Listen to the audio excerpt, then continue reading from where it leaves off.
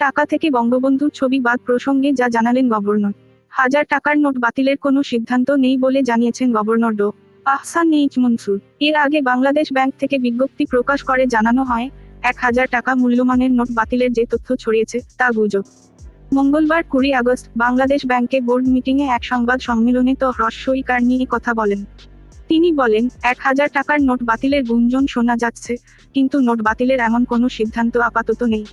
বঙ্গবন্ধুর ছবি বাদ দেওয়া ও নতুন গভর্নরের সই করা নোট শিগগিরই আসবে কি না, এ বিষয়ে গভর্নর বলেন, যখন টাকশালে নোট বানানোর প্রয়োজন হবে তখন নোট ছাপানো হবে, সই যাবে।